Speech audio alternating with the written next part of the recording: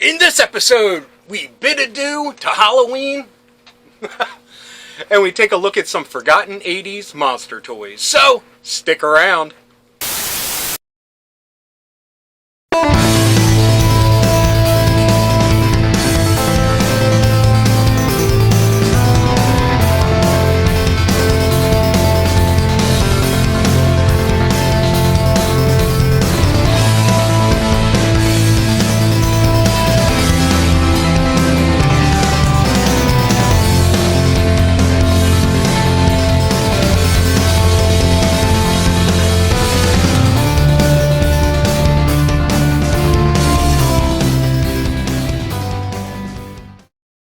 Hello, fellow dorks and dorkettes, and welcome to Nostalgia Syndrome. My name is Rob. This is Anya, and we're going to be talking about some forgotten 80s monster toys.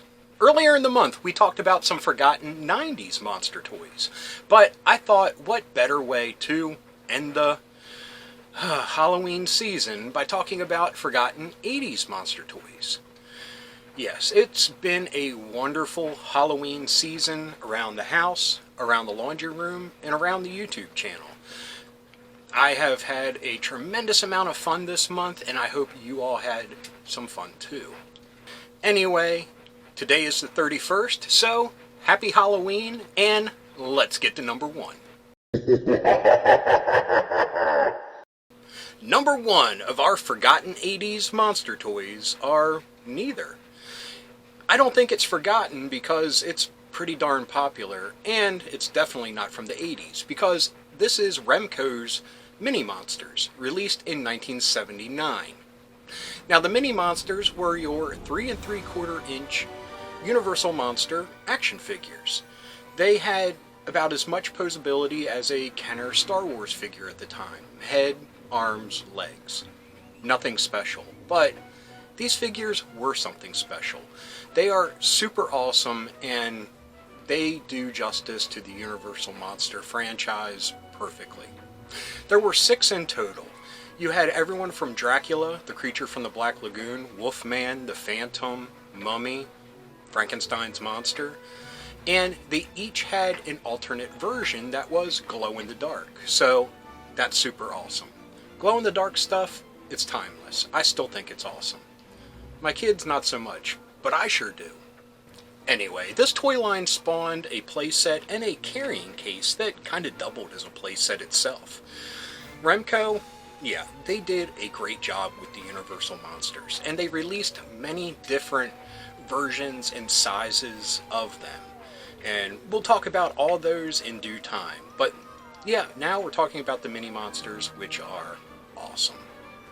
And like I mentioned, I don't think they're forgotten at all. I mean, people really love collecting the Mini Monsters, and I see all the time on Instagram people showing off their collections or showing off the ones that they just purchased, and yeah, I'm a little bit envious because I would love to have these guys in my collection. After these messages, we'll be right back. It's the Battle of the Mini Monsters, introducing Frankenstein, Phantom of the Opera, Dracula, and Creature from the Black Lagoon. The monsters with glow-in-the-dark features. Frankenstein is in a foul temper. Dracula flies in, fangs bared. Creature surfaces, dripping with rage. Phantom shows his fiendish face. I can't look. Is he ugly? The monster battle rages on. It's a howl.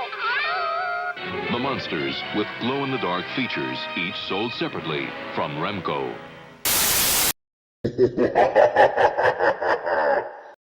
Our second toy is monstrous on a few different levels, and you'll see why in a few moments. These are the Wingdings, released by Hasbro in 1986. Now, these plush bat creatures were meant to be hung upside down, and they featured metallic fabric wings and different patterns on their belly. Not like Care Bears, just kind of like a rag doll. There were 6 in total, and yeah, they're a little bit different looking. I mean, you have ones that look like straight up just goofy looking bat creatures, and some that are more traditional doll-like features. Now, these bat creatures pretty much only made a place on the list because it's Halloween and they're bats. I mean, their wings are more akin to a butterfly than an actual bat.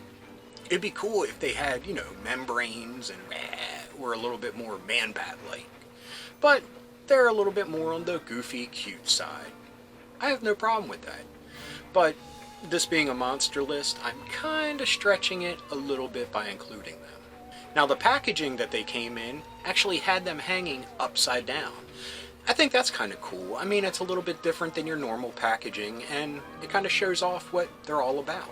So, don't judge me too harshly, because like I said, it's Halloween and they're bats, so kind of made sense at the time. Our third forgotten 80s monster toy is the Monster Meanies. These were released by Carlin Playthings, and the year is unknown, but they are definitely from the 80s. Now, these 5 bendable action figures, yeah, some of them feature some well-known properties, just not named. The names are not included to protect the innocent or just protect their butts from a lawsuit. Those two are Godzilla and King Kong. Also rounding out the roster is a blue monster and 2 different types of aliens that look alike, but one's a little bit more husky than the other one. Now, I think these are super awesome, and I'm sure they were found at your local Woolsworth or Five and Dime, but I think they're super cool. I love the alien. His little bunny ears, he looks cute, and I kind of dig it. Now, the packaging, I kind of like as well. I like the little vulture sitting on the sign. That right there, that screams Halloween and monsters to me. In that innocent, non-gory way, which is how I celebrate my Halloween. I love the innocence of Halloween, and that's what I focus on. The gore and stuff, not really my thing. I don't know why I'm going on this tangent. I'm sorry. Let's get to number 4. Our fourth toy is another one that was inspired by a gentleman that we just saw in the previous entry. That gentleman's name is Godzilla. But in this version, his name is Big Fella. Now, Big Fella was released by E-Toys, again in an unknown year. There were 3 versions of Big Fella, black, blue, and green. And I love the package art for the blue one because it looks just like Space Godzilla to me. And Space Godzilla wasn't even created at the time. Anyway, Big Fella, you could wind him up and he could walk. And he also had moving hands and mouth. Was it just me, or wind-up toys were pretty cool back in the day? You don't really see them that often anymore, but yeah, I get really nostalgic for like those little Tomy wind-ups. Anyway, I like wind-up toys, and I like Godzilla, so I definitely would love to get a Big Fella. Not like that. Our 5th forgotten 80s monster toy was really trying to cash in on a very, very popular pop culture phenomena at the time. These are the Thriller Graveyard Gang, released by Palco International in 1984. And I don't think I need to explain what they were trying to make a buck off of. Now, I have to be very fair when I say this. I don't mind these. I think they're pretty cool looking. And the fact that you get a casket for each and every one of them, yeah, that's awesome. Now, I'm not 100% sure on the method of their posability.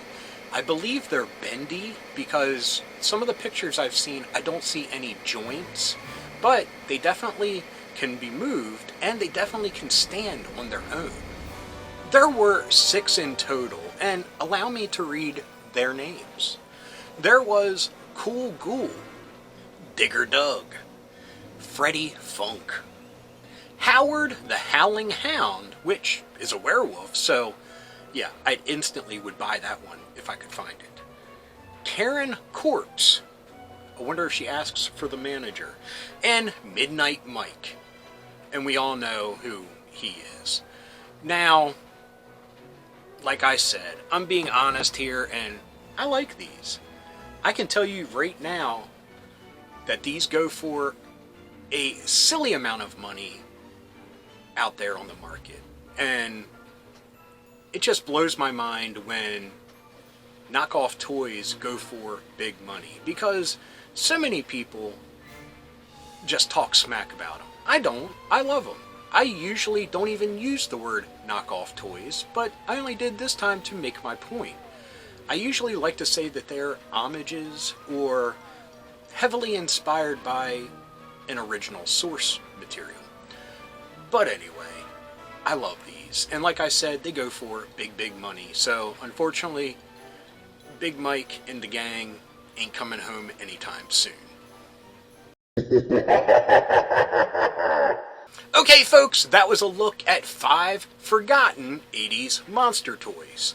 And I apologize if this video seems a little off more than usual, but I got a puppy sleeping on my lap, and it kinda is hampering my movements a little bit, and I'm a little preoccupied by her not falling off my lap. But anyway, I hope you enjoyed it, and happy Halloween to everyone out there.